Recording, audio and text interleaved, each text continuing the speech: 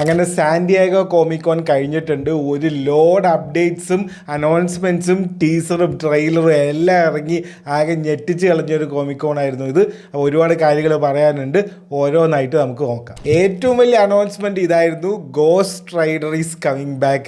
2028 നമുക്കൊരു പുതിയൊരു ഗോസ്റ്റ് റൈഡറിനെ കാണാൻ പറ്റും. ആരാണെന്ന് ചോദിച്ചു കഴിഞ്ഞാൽ വേറെ ആരുമല്ല, റയൻ ഗോസ്ലിംഗ് ആണ്.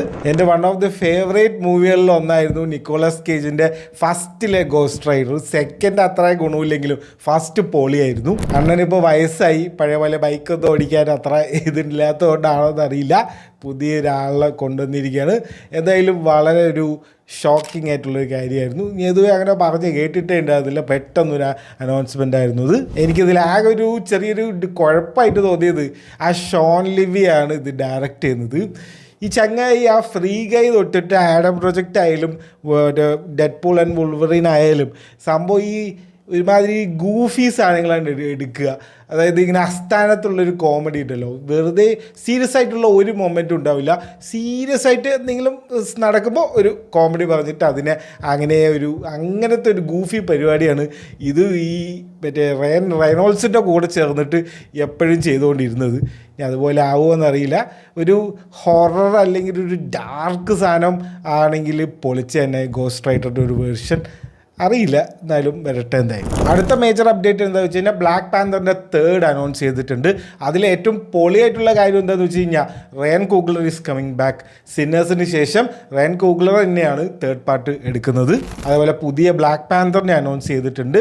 ചാഡ്വിക്ക് ഇല്ലല്ലോ, അപ്പോൾ അതിന് പകരം ഈ പഴയ ബ്ലാക്ക് പാന്തറിൻ്റെ മകനായിട്ട് പുതിയൊരു യങ് ആയിട്ടുള്ളൊരു ആക്ടറിനെയും അവർ അനൗൺസ് ചെയ്തിട്ടുണ്ട്. ഡേവിഡ് ജോൺസൺ എന്ന് പറഞ്ഞിട്ടുള്ളൊരു ആക്ടറാണ്.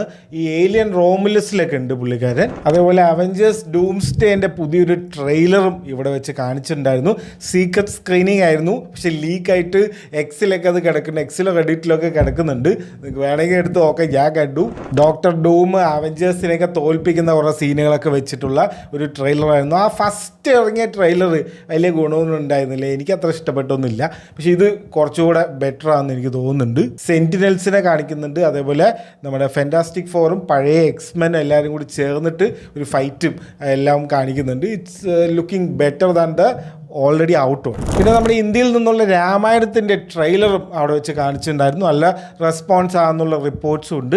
പക്ഷേ ഒഫീഷ്യൽ ട്രെയിലർ റിലീസ് എന്തോ മാറ്റി വെച്ചു എന്നാണ് തോന്നുന്നത്. അതിപ്പോൾ ഈ ഇവിടുത്തെ പ്രശ്നങ്ങളൊക്കെ കാരണമാണോ എന്നറിയില്ല, എന്തോ അപ്പോൾ അത് മാറ്റി വെച്ചിട്ടുണ്ട്. പിന്നെ ആപ്പിൾ ടി വിയിലെ ന്യൂറോമാൻസർ എന്ന് പറഞ്ഞിട്ടുള്ള സീരീസ് വരുന്നുണ്ട്. പണ്ടത്തെ ഒരു ഫേമസ് ആയിട്ടുള്ളൊരു നോവലാണ് അതിനെ ബേസ് ചെയ്തിട്ടുള്ള ഒരു സീരീസ് വരുന്നുണ്ട് നെക്സ്റ്റ് ഇയർ. അതിൻ്റെ ടീസറും ഇറങ്ങിയിട്ട്